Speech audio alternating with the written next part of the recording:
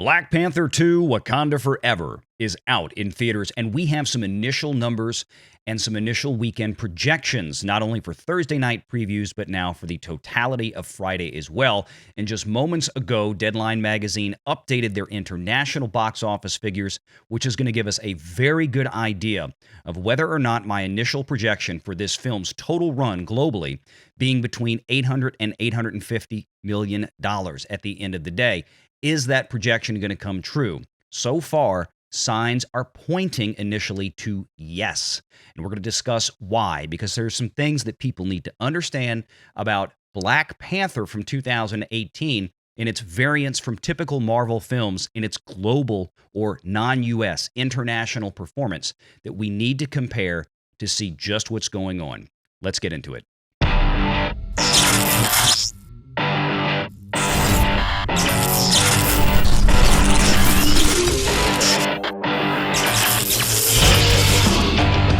Renegade Online.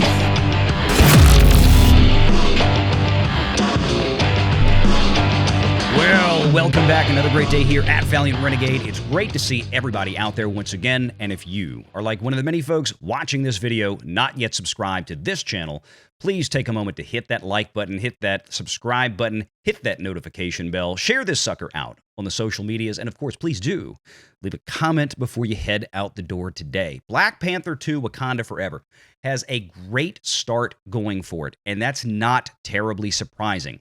Initially, I projected in tandem with Box Office Pro, I happen to agree with their numbers, that this movie would open somewhere in between Thor: Love and Thunder and Doctor Strange in the Multiverse of Madness, and the domestic market is shaping up to do exactly that right now. Let's look at some numbers from Deadline Magazine first. From Deadline Magazine's Anthony D'Alessandro, Black Panther Wakanda Forever rises to $175 to $185 million opening weekend. This is the Saturday AM box office right through. What we know for certain is that Disney and Marvel Studios Black Panther Wakanda Forever posted the 10th highest opening day ever at $84 million. That, of course, includes Thursday night previews.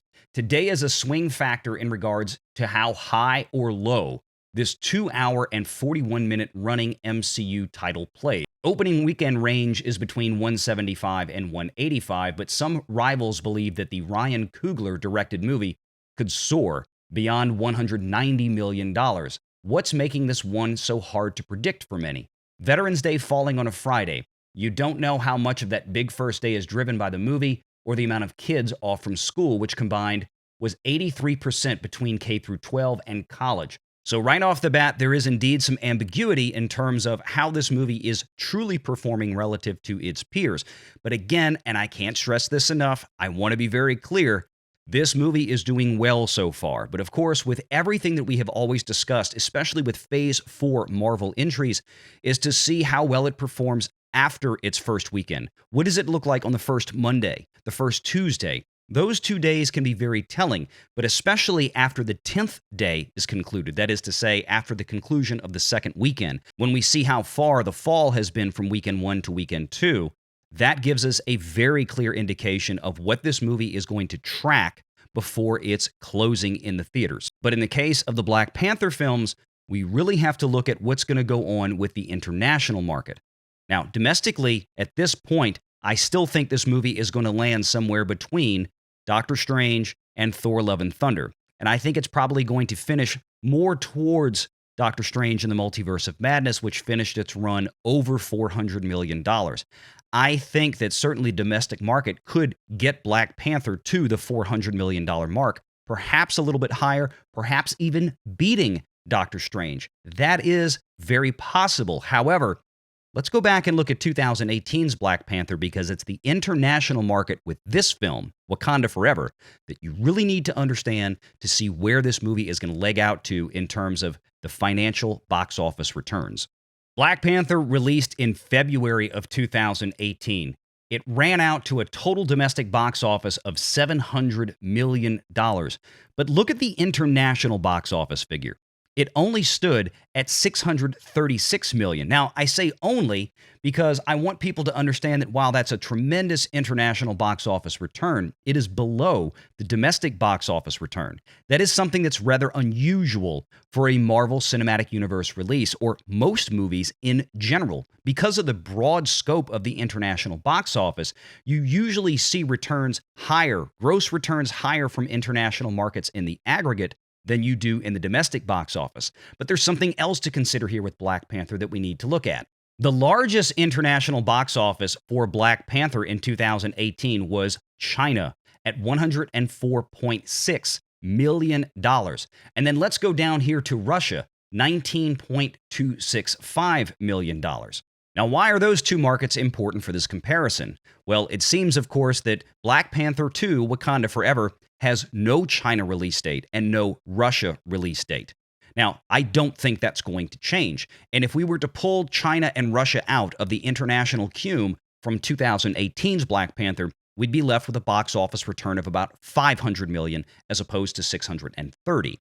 And that's nothing to shake a stick at. Granted, even though Chinese box offices return only about 25% of the box office back to movie studios like Disney in this case, whereas the average other international markets return closer to 40%, that's still something that's going to weigh in on the grosses. That is still a source of revenue that would otherwise help Disney recover the massive costs for this film, which, as a reminder, is listed at $250 million in production budget.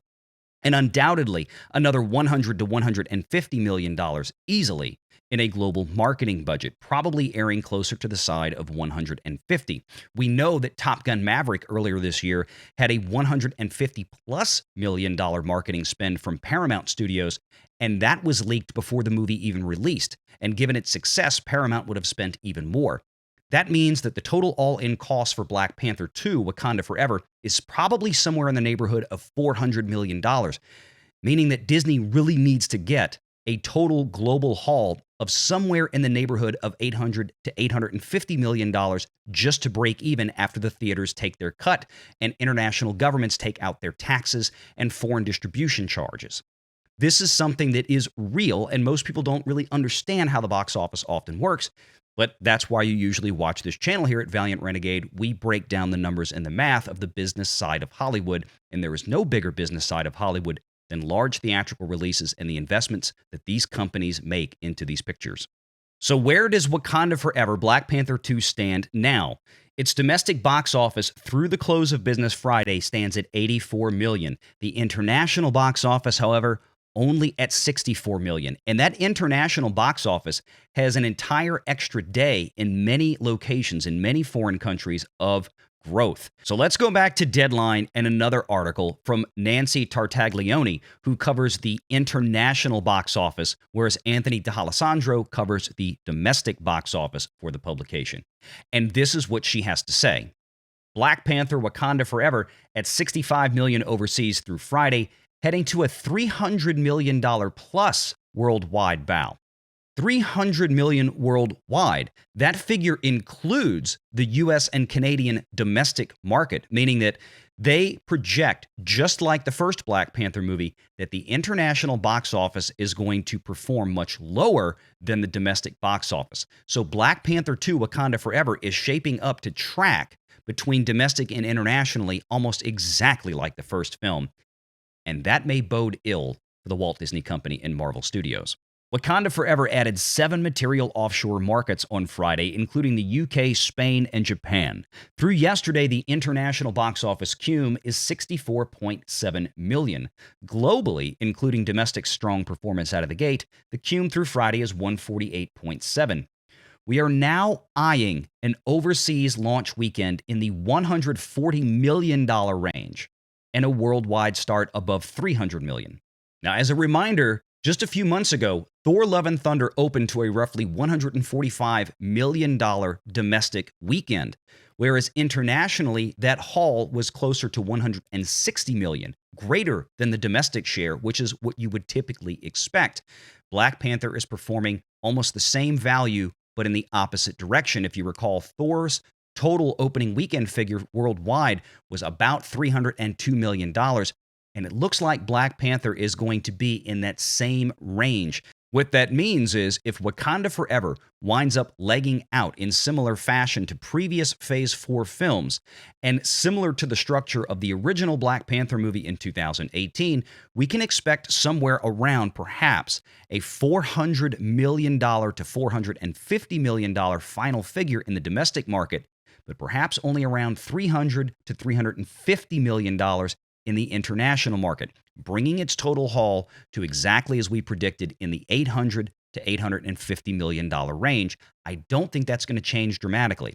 Part of the problem with Wakanda Forever is that it is a 2-hour and 41-minute funeral dirge. It is probably not a film, judging by what many audience reactions have seemingly been, that it's going to engender a lot of repeat business. And in order for a movie like Black Panther in 2018 to reach the heights that it did, even if we eliminate the Chinese and Russian markets, that movie still performed somewhere around $1.2 billion, and that does not happen without a swath of repeat business. Look at Top Gun Maverick. It did not reach almost $1.5 billion because a lot of people went to go see it once.